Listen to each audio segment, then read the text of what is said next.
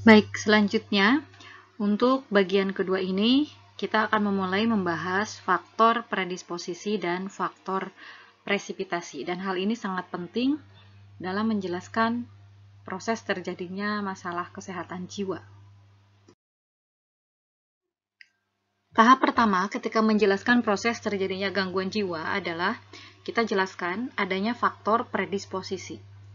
Nah, faktor predisposisi ini atau dengan nama lainnya di sini saya memberikan istilah penyebab ya.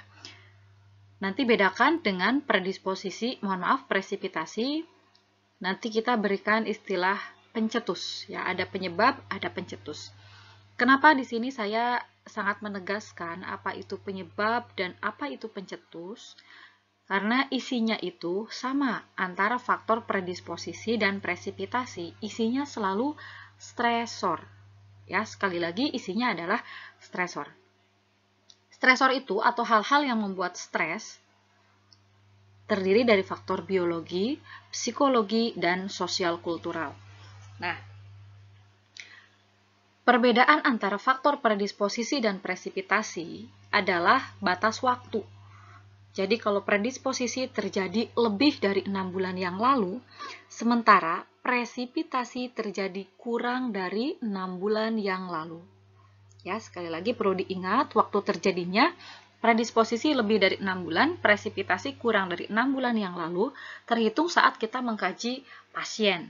Nah, seperti itu. Kenapa 6 bulan? Menurut hasil penelitian bahwa seseorang itu memiliki daya bangkit setelah dia terpuruk karena sebuah stresor, setiap orang itu punya daya bangkit untuk bisa memulai kembali aktivitas seperti biasa, dan itu paling lambat waktu adaptasi terhadap stresor itu selama 6 bulan. Jadi kalau kita mendapatkan stresor, kemudian kita merasa terpuruk, wajar, tapi harus semakin membaik, dan ketika 6 bulan itu harus sudah kembali seperti normal. Nah, kalau ini tidak kembali menjadi normal, disebut dengan presipitasi. Oke, ya, jadi predisposisi lebih dari 6 bulan yang lalu. Kalau diibaratkan, saya sering mengumpamakan seperti kita ingin membuat api unggun. Api unggun itu kan terdiri dari banyak kayu bakar, tumpukan kayu bakar. Tapi kalau tidak ada korek api, tidak ada pencetus, dia tidak akan menjadi kobaran api. Nah, sama dengan stresor. Stresor predisposisi merupakan kayu bakarnya. Ditumpuk terus, tapi tidak menjadi kobaran atau jadi gangguan jiwa karena tidak ada pencetus. Tentunya setiap orang predisposisinya beda-beda ya, kayu bakarnya, tumpukannya beda-beda banyaknya. Nah, ini yang akan menyebabkan nanti saat menemui korek api, akan sebesar apa kobarannya ini ditentukan juga oleh faktor predisposisi. Ya, seperti itu. Nah, kemudian kita lihat ke jenis-jenisnya. Terdiri dari faktor biologi, psikologi, dan sosial kultural.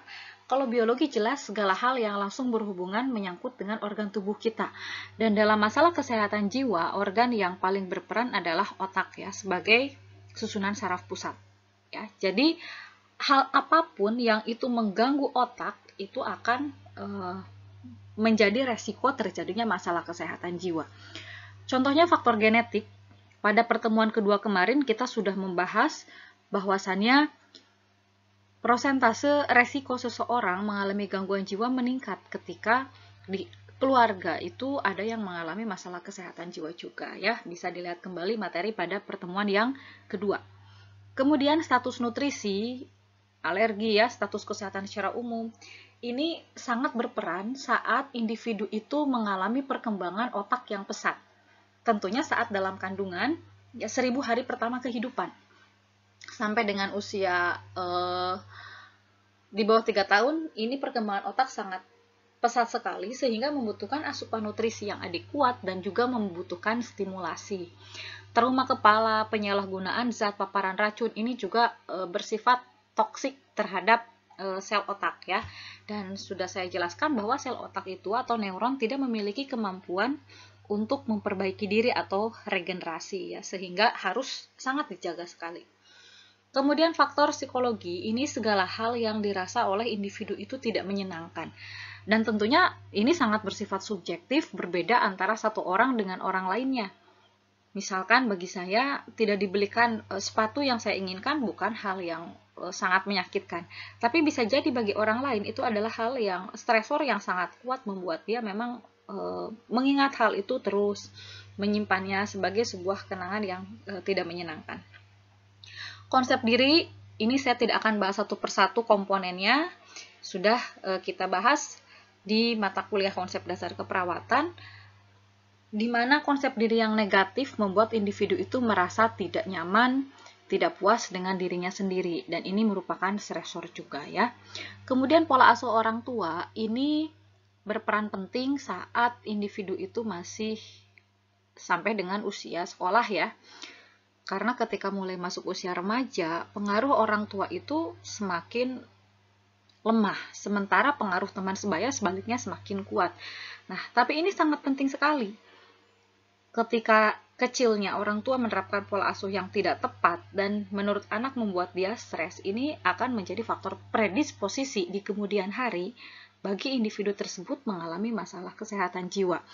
Sehingga memang masalah kesehatan jiwa ini bukan hal yang terjadi secara instan, akan tetapi ini merupakan akumulasi dari stresor-stresor yang dialami oleh individu bahkan sejak dia masih dalam kandungan ibunya.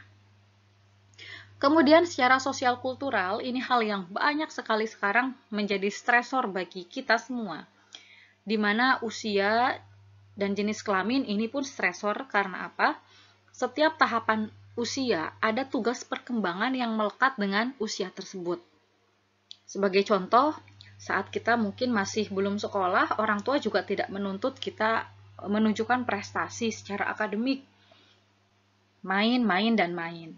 Namun kemudian saat mulai memasuki usia sekolah dasar, melekat dengan usia sekolah dasar perkembangan bahwa individu itu harus mencapai prestasi. Nah, di sini mulai orang tua menuntut nilainya harus 100, kemudian menjadi juara lomba A, lomba B, lomba C, ini menjadi stresor.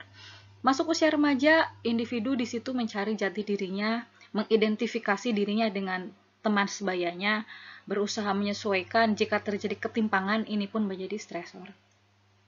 Kemudian jenis kelamin, sama dengan mirip dengan usia, bahwa jenis kelamin ini memiliki tugas perkembangan, tuntutan dari eksternal terhadap dirinya, sehingga ini bisa menjadi stresor. Contohnya bagi seorang laki-laki ini jenis kelaminnya berhubungan juga dengan pekerjaan, penghasilan, pendidikan, di mana misalkan memiliki pendidikan yang rendah, tidak dapat mendapatkan pekerjaan yang baik, tentunya penghasilannya juga tidak memuaskan, ini bisa menjadi stresor ya. Kemudian status sosial berhubungan juga dengan pendapatan tadi, penghasilan ya, pendidikan, pekerjaan. Budaya, orang yang sudah biasa dibesarkan dengan budaya A, kemudian harus keluar memasuki budaya yang lain, ini pun bisa mengalami culture shock ya, kaget terhadap budaya yang baru. Ini pun stresor. Nah, kalau kegiatan agama di sini yang dimaksud bukan ajaran agamanya yang salah, akan tetapi pemahaman, sekali lagi pemahaman individu terhadap ajaran agama yang salah, ini menjadi stresor. Aktivitas politik bisa terlihat dengan jelas pada saat masa-masa pilkada, bukan hanya saja calegnya yang mengalami bisa ada resiko mengalami kesehatan jiwa ya, bahkan pendukungnya pun ini bersitegang sampai tidak ragu-ragu untuk saling mencela dan lain-lain. Ini bukti bahwa adanya gejolak dalam masalah kesehatan jiwa ya. Tinggal di daerah bencana, daerah perang, tentunya akan membuat seseorang itu akan selalu merasa was-was, merasa waspada, merasa tidak aman, dan ini pun merupakan stresor bagi individu ya. Jadi sekali lagi bisa bermacam-macam stresor itu karena sifatnya sangat subjektif. Kalau bagi orang itu memang dianggap sebagai hal yang tidak menyenangkan, tidak nyaman, itu stresor. Nah, isinya sama, predisposisi dan presipitasi pun bisa sama. Misalkan sama-sama di PHK, diberhentikan dari pekerjaan.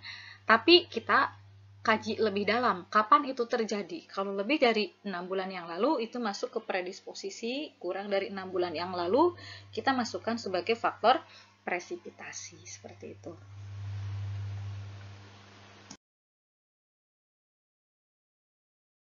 Ya, seperti yang sudah saya singgung tadi, bahwa tahap selanjutnya dari terjadinya masalah kesehatan jiwa setelah seseorang memiliki predisposisi, kemudian muncullah pencetus. Ya, di sini pencetus. Yang saya ibaratkan tadi, kalau kita membuat api unggun, pencetus itu adalah korek apinya. Jadi sudah ada predisposisi, ada tumpukan kayu bakar, kemudian kita sulut menggunakan korek api, adanya pencetus. Nah, untuk nurse generalis, tahap pencetus ini cukup kita melihat aspek naturnya saja. Ya, kita lihat di sini natur. Dan ternyata isinya dari natur ini sama dengan faktor predisposisi ya, faktor biologi, faktor psikologi, faktor sosial kultural. Isinya juga sama, jadi tidak akan saya ulang, sama dengan faktor predisposisi, hanya bedanya adalah timingnya, ya, waktu terjadinya. Presipitasi terjadi kurang dari 6 bulan yang lalu. Sehingga pada ada dua orang pasien, misalkan dua-duanya sama-sama mengalami pemutusan hubungan kerja atau PHK, pasien yang satu di PHK 2 tahun yang lalu, pasien yang kedua di PHK baru 1 minggu yang lalu, kemudian sekarang dua-duanya mengamuk. Nah, bagi pasien pertama, PHK merupakan faktor predisposisi karena terjadinya lebih dari 6 bulan yang lalu. Tapi pada pasien kedua, ini sebagai presipitasi karena PHK tersebut terjadi kurang dari 6 bulan yang lalu. Di sini saya sangat menghimbau, tolong dicermati untuk predisposisi presipitasi, karena ini pun sering muncul menjadi materi soal, baik dalam evaluasi di kampus ataupun pada saat uji kompetensi untuk mendapatkan STR ya.